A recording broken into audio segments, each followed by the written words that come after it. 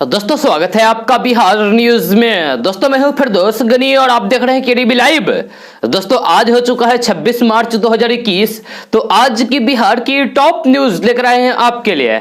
दोस्तों video start करने से पहले आपसे एक रिक्वेस्ट है, अगर आप नए आए इस चैनल पर तो फिर इस चैनल को सब्सक्राइब करके बेल आइकन को भी प्रेस कर दीजिए और साथ में वीडियो को लाइक कीजिए, अपने दोस्तों के साथ शेयर भी कीजिए। तो चलिए दोस्तों स्टार्ट करते हैं आज के बिहार की टॉप न्यूज। दोस्तों नीतीश सरकार के बिहार विशेष सशस्त्र बिल के खिलाफ नेता प्रतिपक्ष तेजस्वी यादव ने एक बार फिर से मोर्चा खोल दिया है। जी हां, तेजस्वी यादव ने कहा है कि किसी भी हाल में बिहार सरकार को इस काला कानून को वापस करना होगा या फिर इसमें संशोधन करना पड़ेगा। इसके साथ ही तेजस्वी यादव ने 26 मार्च को यानी कि आज बिहार बंद करने का आह्वान किया है। जी हां, ऐलान किया है। तेजस्वी यादव ने कहा है कि सदन में विधायकों के साथ हुए अत्याचार को लेकर 26 मार्च को यानी कि आज महागठबंधन ने बिहार बंद करने का ऐलान किया है और पार्टी इस दिन काला दिवस मनाएगी। दोस्तों अगर आपका राशन कार्ड अब तक नहीं बना है और आप राशन कार्ड बनवाना चाहते हैं तो फिर यह वीडियो आपके बहुत काम की है। जी हां, राशन कार्ड के जरिए ही सरकार अपने राज्य में रहने वाले गरीब परिवारों को राशन मुहैया कराती है। राशन कार्ड के जरिए ही किसी गरीब को राशन दिया जाता है। राशन कार्ड का इस्तेमाल कई जगहों पर आईडी प्रूफ के तौर पर भी होता है, जैसे कि एलपीजी कनेक्शन, ड्राइविंग लाइसेंस बनवाने आदि में।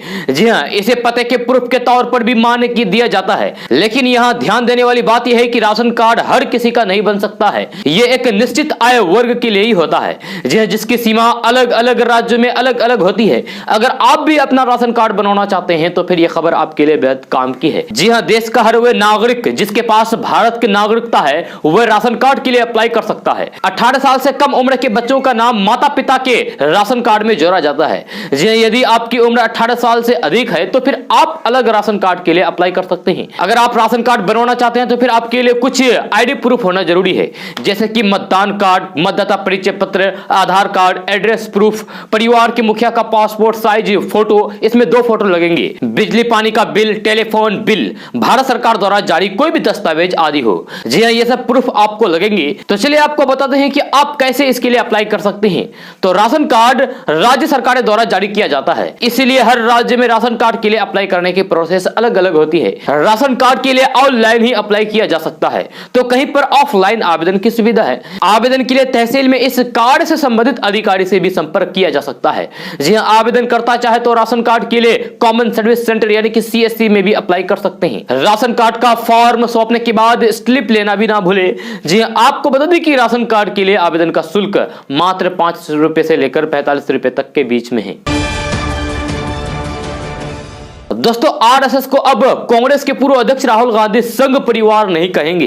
जी हां, राहुल गांधी ने गुरुवार को ट्वीट करके कहा है कि मेरा मानना है कि आरएसएस और इससे संबंधित संगठन को संघ परिवार कहना सही नहीं है। जी हां, परिवार में महिलाएं होती है, बुजुर्गों के लिए सम्मान होता है, करुणा और स्नेह की भावना होती है, जो आरएसएस में बिल्कुल भी नहीं है। अब आरएसएस को संघ परिवार नहीं कहूंगा।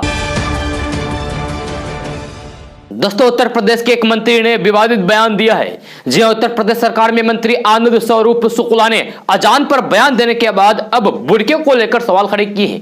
योगी सरकार के मंत्री शुक्ला ने बुर्के को अमानवीय व्यवहार और कुप्रथा करार देते हुए कहा है कि देश में 3 तलाक की तर्ज पर मुस्लिम महिलाओं को बुर्के से भी मुक्ति दिलाई जाएगी। जी हां, आनंद स्वरूप शुक्ला ने कहा है कि जैसे 3 तलाक खत्म हुआ है वैसे ही बुर्का पहनने का चलन भी खत्म होना चाहिए। जी हां, उनके इस बयान पर अब विवाद शुरू हो गया है। जी हां, यूपी सरकार के मंत्री बोले हैं कि जिस तरीके से सरकार ने 3 तलाक को खत्म किया है वैसे ही बुर्का पहनने को भी खत्म कर देना चाहिए। उन्होंने कहा है कि दुनिया के कई देशों में बुर्का पहनने पर रोक लग चुकी है। इससे पहले आनंद स्वरूप शुक्ला ने बलिया के डीएम को पत्र लिखा था जिसमें उन्होंने अजान के लिए इस्तेमाल होने वाले लाउड स्पीकर की आवाज को कम करने की बात कही थी।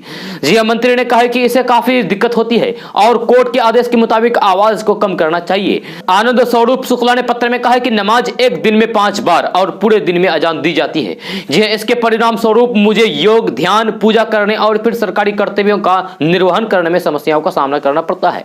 जी हां, आनंद स्वरूप शुक्ला ने अपने निर्वाचन क्षेत्र काजीपुर मदीना मस्जिद का जिक्र किया है। दोस्तों आधार कार्ड आज के समय में महत्वपूर्ण दस्तावेज है। जी हां, देश के हर नागरिक के लिए इसका होना जरूरी है, अनिवार्य है। आधार कार्ड के बिना कोई भी सरकारी और प्राइवेट काम नहीं होता है। जी हां, इसका इस्तेमाल बैंक अकाउंट खुलवाना, स्कूल, यूनिवर्सिटी में एडमिशन, लोन, राशन की दुकान और अन्य कई जगहों पर किया जाता है। जी हां, यहां तक कि सरकारी योजनाओं का लाभ उठाने के लिए भी आधार कार्ड नंबर होना जरूरी हो जाता है। जी हां, वही आधार को पैन कार्ड से लिंक करना जरूरी है, जिसकी आखिरी तारीख 31 मार्च 2021 है। मात्र कुछ दिन बचे हुए हैं। जी हां, ठीक उसी प्रकार आधार को ड्राइविंग लाइसेंस से लिंक करना भी जरूरी है। तो आपको बता दें कि आधार कार्ड को ड्राइविंग लाइसेंस से लिंक करने से क्या क्या फायदे होंगे। जी हां, आधार कार्ड को ड्राइविंग लाइसेंस से लिंक करने पर डुप्लीकेसी का डर खत्म हो जाएगा। जी ऐसे में फर्जी ड्राइविंग लाइसेंस नहीं बनेंगे और किसी हादसे या फिर इमरजेंसी में पहचान करना आसान होगा। ड्राइविंग लाइसेंस के आधार कार्ड से लिंक होने पर लोगों को फाइन देने में छुटकारा नहीं मिलेगा। इससे पहले लोग अपना फाइन जमा नहीं करवाते या फिर दूसरे लाइसेंस बनवा लेते थे, लेकिन आधार कार्ड से लिंक होने पर ऐसा नहीं होगा। दोस्तों व्हाट्सएप इन दिनों हर व्यक्ति के जीवन का अहम हिस्सा बन चुका है। जी हां, रिश्तेदारों से लेकर ऑफिस के सारे काम अब व्हाट्सएप पर ही हो रहे हैं। लेकिन इस बीच एक जरूरी जानकारी जो आपके लिए बेहद खास है कि व्हाट्सएप पर एक लिंक शेयर किया जा रहा है। देखने में यह लिंक बेहद आकर्षक है, लेकिन इस लिंक पर क्लिक करने पर आपका सारा बैंक अकाउंट खाली हो सकता है। जी हां, एक रिपोर्ट के मुताबिक इन दिनों भारत में व्हाट्सएप यूजर्स को एक खास मैसेज भेजा जा रहा है। यह मैसेज अमेजॉन 30 सेलिब्रेशन का है। इस मैसेज में कांग्रेचुलेशन लिखा हुआ है। जी अमेजन के लोगों के साथ भेजे गए इस मैसेज में बताया गया है कि सिर्फ कुछ मिनटों के एक सर्वे में हिस्सा लेकर आप highway met 40 pro 5G smartphone पा सकते हैं। जी अमेजन के नाम से भेजे जा रहे हैं व्हाट्सएप मैसेज के साथ URL यानी कि लिंक भी है। इस लिंक पर क्लिक करते ही आपका मोबाइल में एक सर्वे पेज खुलता है। सर्वे में कुछ जानकारियां मांगी जा रही है। गिफ्ट पाने के लिए इस सर्वे को भरने के लिए भी कहा जा रहा है। ये रिपोर्ट में बताया गया है कि इस लिंक को ना खोलें, क्योंकि इस सर्वे में पूछे जा रहे सवाल आपकी निजी जानकारी से जुड़े हैं। जी इससे आपके अहम डेटा लीक होने का खतरा है। जानकारों का कहना है कि इस सर्वे से जानकारी जुटाकर ऑनलाइन हैकर्स आपके बैंक खाते में सेंध लगा सकते हैं। दावा किया जा रहा है कि इस सर्वे की जानकारियों के आधार पर आपके बैंक खातों का पैसा निकाला जा सकता है। रिपोर्ट के मुताबिक, रिपोर्ट के अनुसार कोई भी बड़ी कंपनी सिर्फ एक सर्वे के लिए महंगा मोबाइल नहीं देती है। यह मैसेज पूरी तरीके से फेक है, गलत है, फर्जी है। दोस्तों जेडीयू के वरिष्ठ विधायक और पूर्व मंत्री महेश्वर हजारी बिहार विधानसभा के उपाध्यक्ष चुने गए हैं। विधानसभा में बुधवार को हुई वोटिंग में उनके पक्ष में 124 सदस्यों ने वोट किया। महेश्वर हजारी को भाजपा, जेडीयू, हम और वीआईपी के विधायकों के साथ साथ मटिहानी से जीत करके आए लोजपा के इकलौते विधायक राजकुमार सिंह ने भी वोट किया, जो कि चौंकाने वाला था। जी हाँ, जेडीयू और नीतीश कुमार के धुर विरोधी चिराग पासवान की पार्टी के विधायक का यह कदम कई संकेत दे गया। जी हाँ, इसके बाद आनंद फाना में लोजपा ने अपने विधायक को कारण बताओ नोटिस थमा दिया। जी लोजपा के प्रधान महासचिव अब्दुल खालिक ने राजकुमार सिंह को पार्टी से बिना परामर्श के लिए जेडीयू उम्मीदवार को वोट करने पर तल्ख जवाब देने को कहा।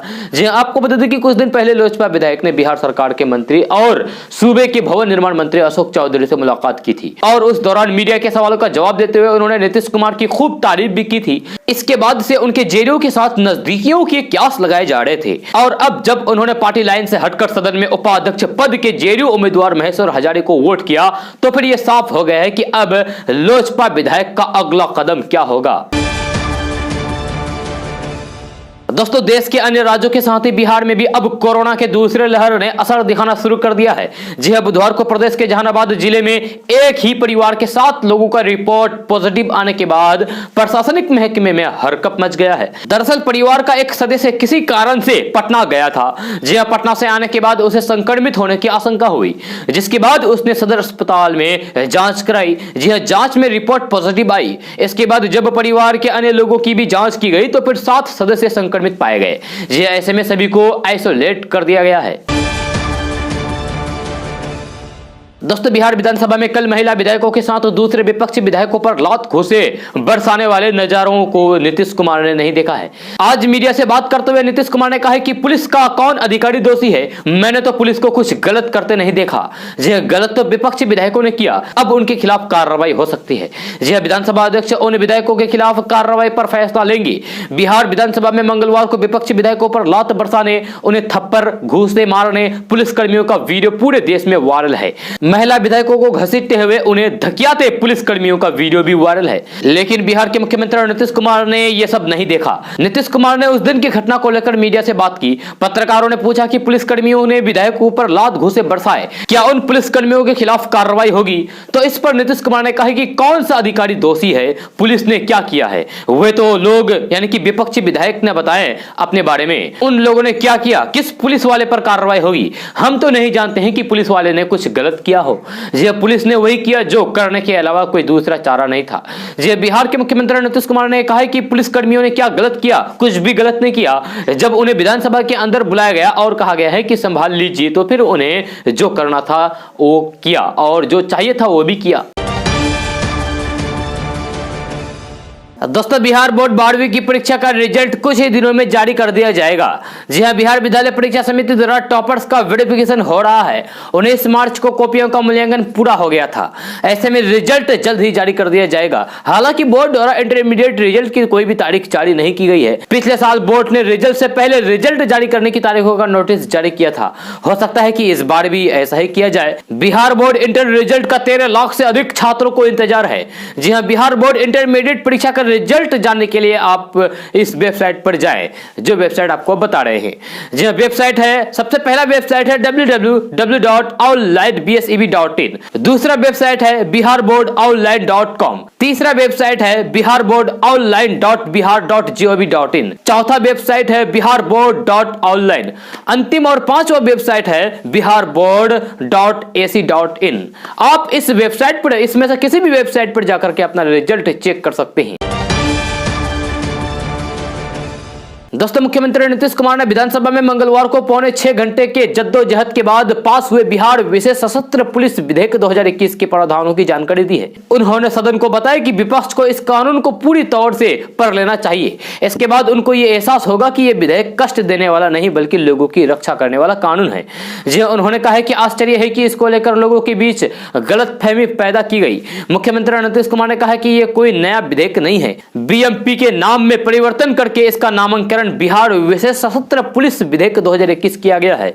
इसका उपयोग बोध गया के महाबोधि मंदिर से लेकर दरभंगा एयरपोर्ट की सुरक्षा में लाया जाएगा।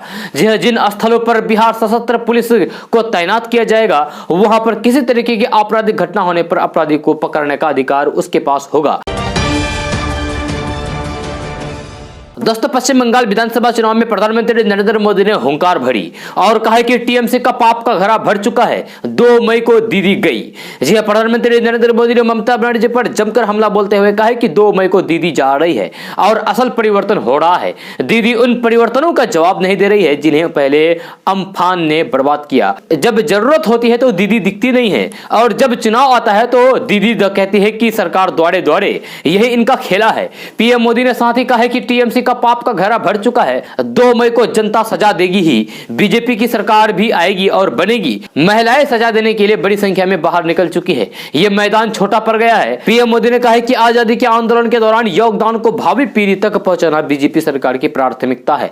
पश्चिम बंगाल बीजेपी के संकल्प का अहम केंद्र है। आज जो युवा 25 साल की उम्र के हैं और वे युवा जो आज इस चुनाव में पहली बार मतदान करेंगे, इनके लिए भी यह समय बहुत अहम है। इसीलिए असल परिवर्तन की जरूरत है। पश्चिम बंगाल के कोने कोने से अब एक ही आवाज आ रही है। पश्चिम बंगाल के हर मुंह से एक ही आवाज आ रही है, 2 मई दीदी गई। दोस्तों, असम विधानसभा चुनाव में कांग्रेस और बीजेपी एक दूसरे को टक्कर दे रहे हैं। जी हां, पिछले विधानसभा चुनाव में बीजेपी ने कांग्रेस को करारी शिकस्त देकर सत्ता हासिल की थी और 15 साल से सत्ता में रही कांग्रेस को बाहर किया था। जी हां, हालांकि इस बार के चुनाव में असम के मुस्लिम नेता बदरुद्दीन अजमल ने कई सारे चुनावी समीकरण बदल दिए हैं। जी हां, बीजेपी नेता बदरुद्दीन अजमल पर लगातार हमलावर हैं। असम बीजेपी नेता हेमंत बिस्वा शर्मा ने बदरुद्दीन अजमल को तो असम का दुश्मन तक बता दिया। आपको बता दें कि इस बार के चुनाव में कांग्रेस ने बदरुद्दीन अजमल की पार्टी AIUDF से गठबंधन किया है।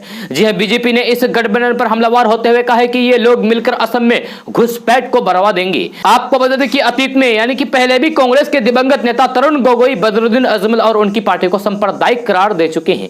जी हां, इसी बात को लेकर बीजेपी भी कांग्रेस को घेर रही है। बदरुद्दीन अजमल असम के मुस्लिम समुदाय के बड़े नेता है। जी हां, बदरुद्दीन अजमल का जन्म 1950 को असम में हुआ था। उनके कामकाज की बात की जाए तो राजनेता के अलावा समाज सेवी, व्यापारी और और धर्मशास्त्री भी हैं। जी उनकी निजी जीवन की बात की जाए तो फिर उनके 7 बच्चे हैं।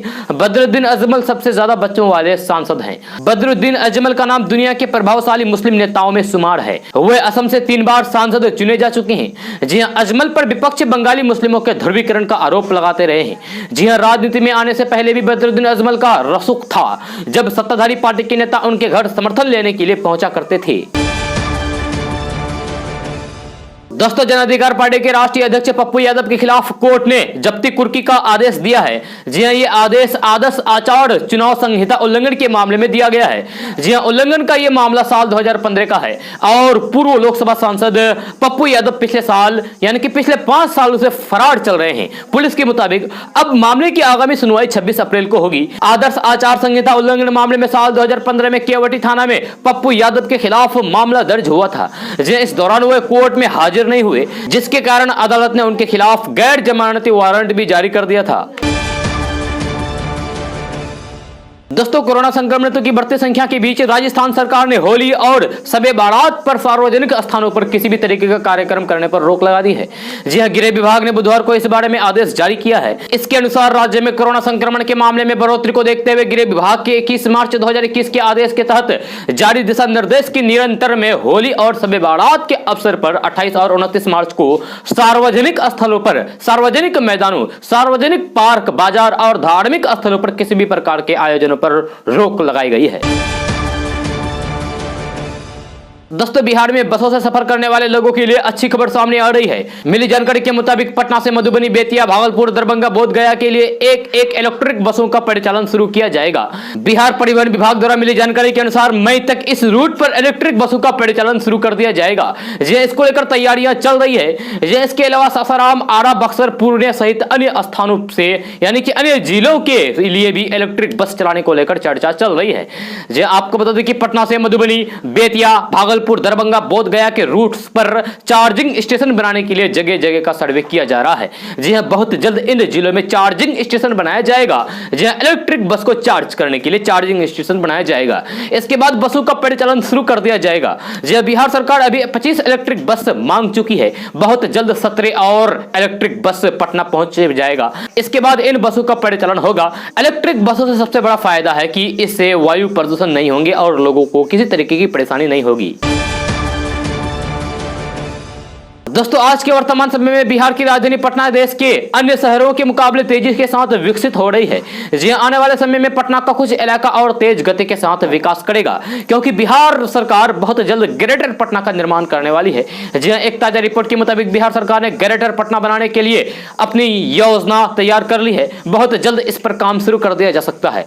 जी आपको बता दें कि भविष्य में बिहेटा, नवतपुर, सिवाला, न्यौरा, सदीसोपुर के अलावा कन्हौली का इलाका सबसे ज्यादा विकसित होगा। जी हां, ये सब इलाका पटना रिंग रोड के बीच का हिस्सा होगा। जी ग्रेटर पटना में इन इलाकों का विकास सबसे ज्यादा होगा और इन इलाकों के गांव की तस्वीर भी बदल जाएगी।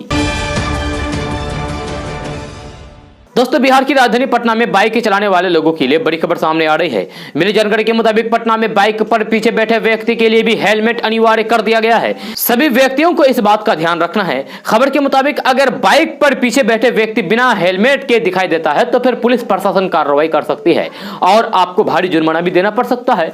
जी हां, पटना में आज से बाइक की चेकिंग अभियान शुरू कर दिया गया है। आपको बता दूं कि एसपी ट्रैफिक अमरेश डी ने जानकारी देते हुए कहा कि पटना के विभिन्न इलाकों में सभी वाहनों को सुबह से ही चेकिंग करने का निर्देश जारी कर दिया गया है। अगर कोई व्यक्ति ट्रैफिक नियम को तोड़ता है तो उनके खिलाफ भारी जुर्माना वसूला जाएगा। दोस्तों, अगर आप यूपी के हैं तो आपके लिए बहुत ही बड़ी खुशखबरी है। जी हां, यूपी आंगनबाड़ी में नौकरी की तलाश कर रहे युवाओं के लिए अच्छी खबर आ रही है। मिली जानकारी के मुताबिक यूपी आंगनबाड़ी में कार्यकर्तियों और सेविकाओं के 53,000 पदों पर भर्ती होने जा रही है। विभाग की ओर से इसकी तैयारियां भी शुरू हो गई है। मीडिया में आ रही खबर के मुताबिक यूपी आंगनबाड़ी में कार्यकर्तियों और सेविकाओं के पदों पर भर्ती का विज्ञापन 3 दिन के अंदर निकाला जा सकता है। वही 15 मई तक कार्यकर्तियों और सेविकाओं के पदों पर भर्ती की प्रक्रिया पूरी हो जा सकती है। जी पूरी की जा सकती है। आपको बता दें कि यूपी आंगनबाड़ी के इन पदों पर भर्ती को लेकर विभागीय वेबसाइट पर आवेदन पत्र का प्रारूप जारी किया गया है। बहुत जल्द भर्ती नोटिफिकेशन भी जारी किया जाएगा। दोस्तों उत्तर बिहार में गर्मी लोगों को परेशान कर रही है। दोपहर में शरीर झुलसाने वाली धूप लोगों को काफी परेशान कर रही है। मौसम विभाग की माने तो अगले 2-3 दिनों में तापमान में वृद्धि जारी रहने की संभावना है। पिछले 24 घंटे में अधिकतम तापमान बराबर रहा। जी हालांकि रात के तापमान में करीब 2 डिग्री सेल्सियस की वृद्धि हुई। कल सीमांचल मिथिलांचल में अधिकतम तापमान 33 से 35 डिग्री सेल्सियस के बीच रहा। जी हां, जबकि न्यूनतम तापमान 22 डिग्री सेल्सियस रहा। मौसम विभाग ने अगले 2 दिन तक करीब 15 से 20 किलोमीटर की रफ्तार से पछुआ हवा चलने की संभावना जताई गई है। जी हां, मौसम वैज्ञानिक डॉक्टर गुलाब सिंह ने बताया कि मार्च के अंत में अधिकतम तापमान 37 डिग्री सेल्सियस तक पहुंच सकता है। जी हां, आसमान में बादल छाया रह सकता है। उन्होंने कहा कि राजधानी पटना सहित गया, नालंदा, बोधगया, शेखपुरा, बेगूसराय, लखीसराय, कटिहार, भागलपुर, बांका, मुंगेर, खगड़िया, जमुई और नवादा जिले में आंधी के साथ बारिश होने की आसार हैं। दोस्तों बिहार में शराबबंदी के बावजूद शराब पीने वाले पुलिसकर्मियों को बर्खास्तगी की कार्रवाई की गई है। ये इस मामले में बेगूसराय रेंज के डीआईजी राजेश कुमार ने 3 दारोगा और 1 सिपाही को बर्खास्त कर दिया है। वहीं 1 सिपाही को अनिवार्य सेवानिवृत्त दी गई है, जबकि पुलिस अवर निरीक्षक को डिमोशन कर दिया है। दोस्तों बिहार में magic e rickshaw, Bolero, pickup खरीदने की चाहत रखने वाले लोगों के लिए अच्छी खबर आ रही है। मिली जानकारी के मुताबिक मुख्यमंत्री ग्राम प्रधान योजना 2021 के अंतर्गत 3 से 4 पहिया तक का वाहन खरीद सकते हैं। खबर के अनुसार मुख्यमंत्री ग्राम परिवहन योजना 2021 के अंतर्गत नया वाहन खरीदने के लिए बिहार सरकार की ओर से 50% तक की सब्सिडी दी जाएगी। SC, ST एवं 3 अत्यंत पिछड़ी जाति के लोगों को गाड़ी खरीदने के लिए यह अनुदान दिया जाएगा। आपको बता दें कि नीतीश सरकार ने ग्रामीण क्षेत्रों में यात्री परिवहन व्यवस्था लागू करने तथा कमजोर वर्गों के बेरोजगार युवाओं के लिए यह ग्राम परिवहन योजना लागू किया है। इस योजना के तहत वाहन खरीदने यानी कि गाड़ी खरीदने के लिए 50% तक की सब्सिडी बिहार सरकार देती है। मिली जानकारी के मुताबिक आप 8 अप्रैल तक ऑनलाइन आवेदन कर सकते हैं। इसके बाद 9 और 10 अप्रैल को प्रखंड स्तर पर आवेदकों की वरीयता सूची तय की जाएगी।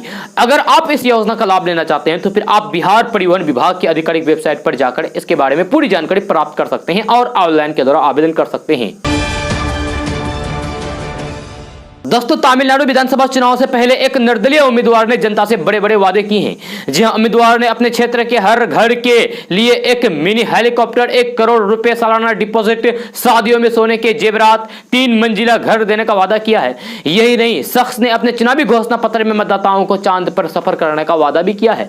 जी हां, इसके अलावा उन्होंने अपने निर्वाचित क्षेत्र में एक रॉकेट लॉन्च पैड, इलाके को ठंडा रखने के लिए 300 फुट ऊंचा कृत्रिम बर्फ का पहाड़, गृहिणियों के काम का बोझ कम करने के लिए एक रोबोट देने का भी वादा किया है।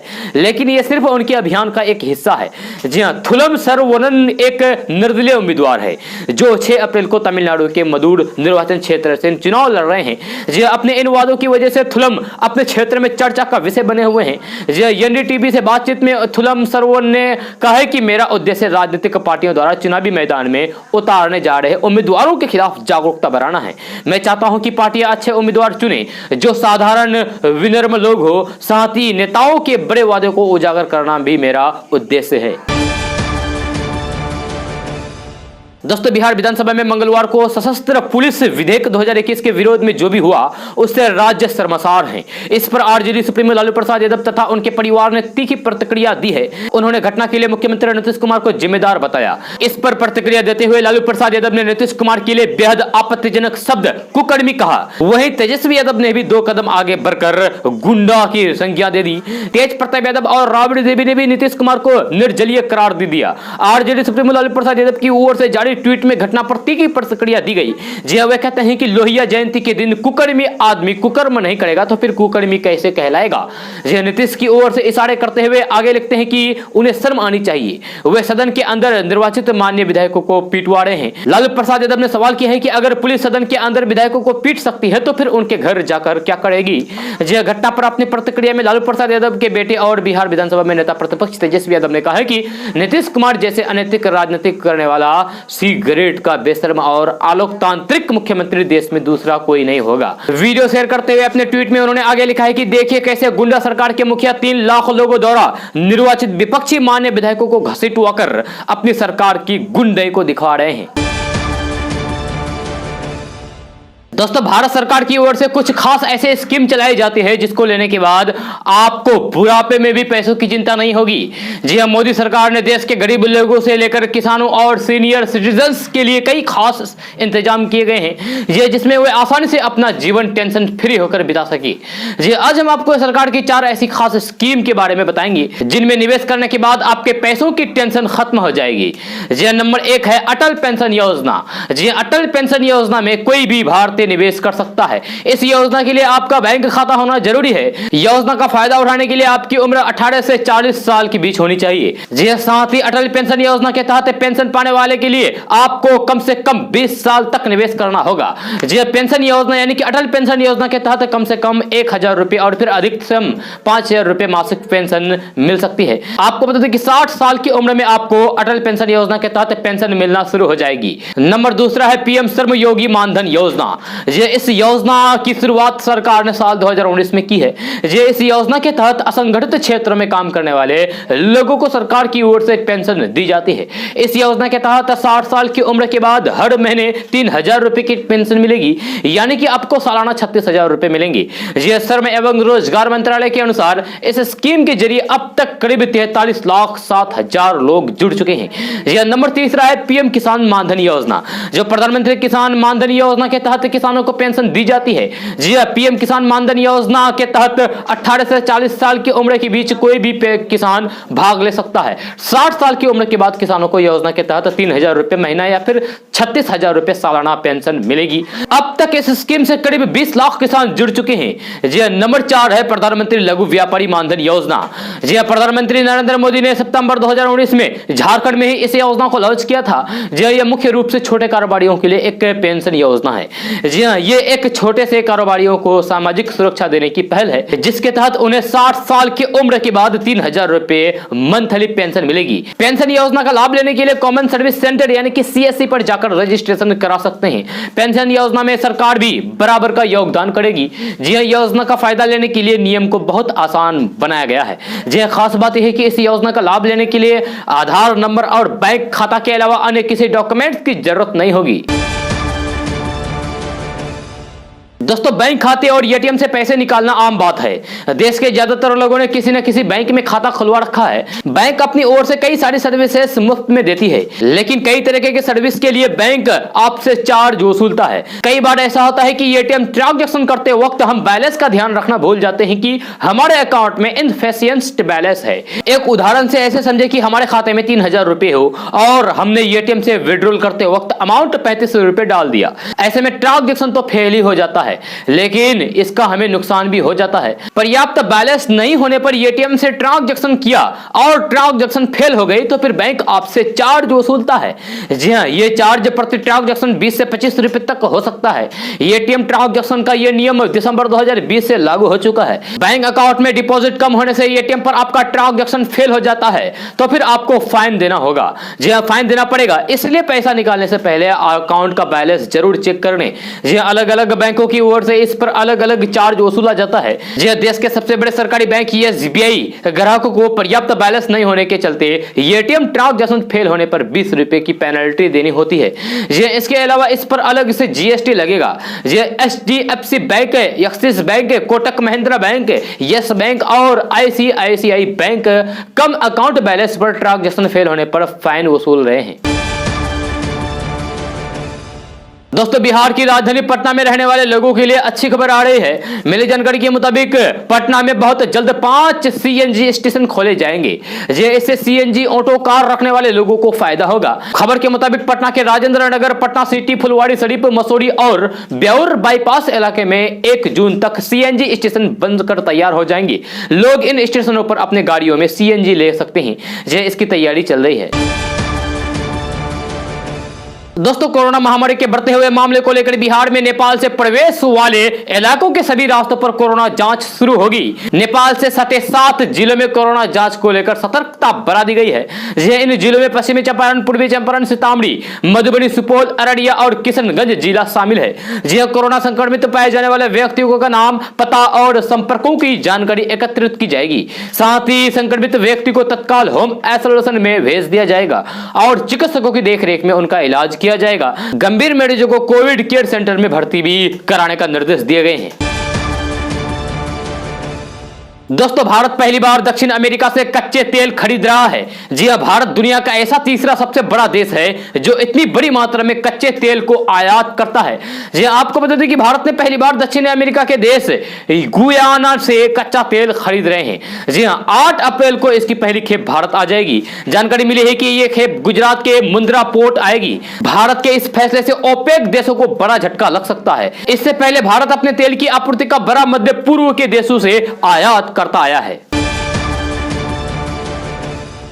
दोस्तों, मस्जिदों में लाउड स्पीकर से आजान के समर्थन में उतरे समाजवादी पार्टी सरकार में मंत्री रहे नारद राय ने कहा है कि मुख्यमंत्री योगी आदित्यनाथ के मंत्रियों को छोड़कर किसी को भी इससे परेशानी नहीं है। उनका आरोप है कि राज्य मंत्री आनंद स्वरूप शुक्ला ने अपना पाप छिपाने के लिए अजान के विरोध में पत्र लिखा है। जी, उन्होंने कहा है कि इतिहास गवाह है कि मंदिरों से लाउड स्पीकर के माध्यम से चंदा मांगा जाता है, लेकिन मस्जिदों से नहीं। जी, उन्होंने कहा है कि राज्य मंत्री को छोड़कर किसी को भी लाउड स्पीकर से अजान पर आपत्ति नहीं है। मीडिया से बात करते हुए नारद राय ने कहा कि राज्य मंत्री ने विकास के लिए कभी भी सीएम और डीएम को पत्र नहीं लिखा है।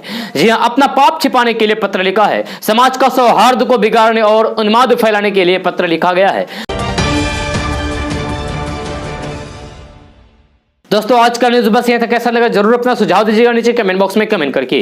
अगर आप नए आए इस चैनल पर तो फिर इस चैनल को सब्सक्राइब करके बेल आइकन भी प्रेस कर दीजिए और साथ में वीडियो को लाइक कीजिए, अपने दोस्तों के साथ शेयर भी कीजिए। तो चलो दोस्तों, फिर मिलते हैं अगले वीडियो में। जय हिंद, जय बिहार।